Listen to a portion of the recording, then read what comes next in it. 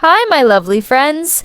Welcome back to Quick Learn Podcast, your friendly place to enjoy daily English conversation and calm listening practice. I'm Hazel, and today it's just you and me again. So take a deep breath, get comfortable, and let's have a nice little chat together.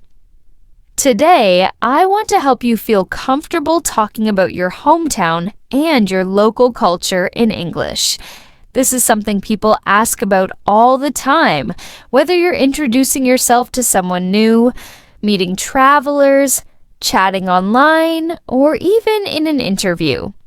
When people first meet, they often ask where you're from. It's an easy way to start a friendly conversation. If you have a few clear, interesting things to say about your hometown, you'll feel much more confident when someone asks. So let's break it down. First, you want to say the name of your hometown and where it is. For example, you might say, I'm from Chicago. It's one of the biggest cities in the US, famous for its food and history.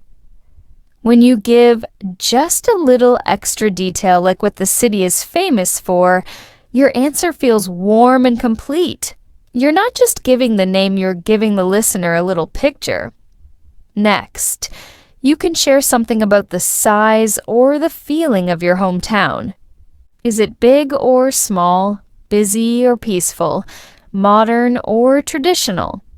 Try to use a few adjectives that paint a clear image.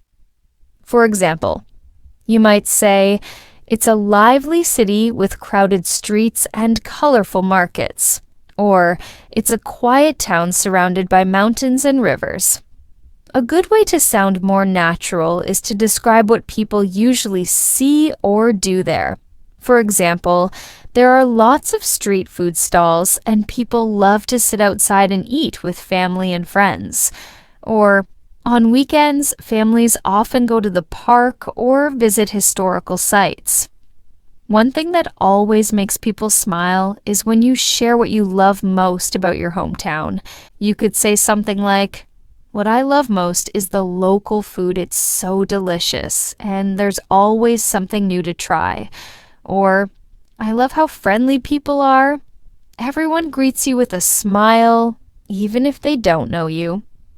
This makes your answer feel warm and real. You're not just giving facts, you're sharing a piece of your life. When you feel comfortable, you can add a few words about local traditions or festivals. For example, in my town, we celebrate a big festival every spring with music, dancing, and lots of traditional food. Or, one thing that's special here is that families often gather every Friday for a big meal together. These small cultural details are really interesting to other people, and they show that you're proud of where you're from. You don't have to explain everything in perfect detail. Just 1 or 2 sentences is enough to make your English sound natural and friendly. So, what kind of words help you talk about your hometown? Let me share a few easy words and phrases that you can mix and match.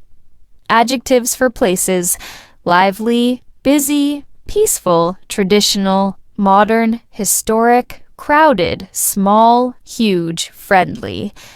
Verbs and phrases: it's known for, it's famous for. People usually, families often. One thing I love is there are lots of. Using these words, you can build clear, simple sentences that help you describe where you come from in a way that feels real. Here's something I always recommend. When you have a quiet moment, maybe while making tea or walking somewhere, try to describe your hometown out loud in English. Don't worry about mistakes. Just speak naturally. Start with the basics: the name, the location. Then add something about what people see or do there. Finish with what you love most about it. Even just 2 or 3 lines is perfect. The more you say it, the easier it becomes when someone asks you, where are you from? So if I were talking about my own imaginary hometown, I might say, I'm from a small coastal town. It's a peaceful place with fresh sea air and lots of fishing boats. People here love to gather at the beach in the evenings. What I love most is watching the sunset. It's so calming and beautiful. See? Simple, but it gives the listener a clear picture and it feels like a real conversation. So, my dear friends, that's your little English practice for today. I hope you feel ready to talk about your hometown and culture with more confidence next time someone asks. The secret is to keep it simple, add a little detail, and share something personal that makes your answer warm and memorable. Thank you for spending this time with me. It's always a joy to practice English with you in this calm, simple way. In our next solo episode, we'll talk about describing your daily routine in more detail, so you'll have lots of useful phrases for everyday conversation. Until then, keep practicing, keep repeating out loud, and remember every word you say is a step forward. This is Hazel, signing off from Quick Learn Podcast. Have a beautiful day, and see you next time.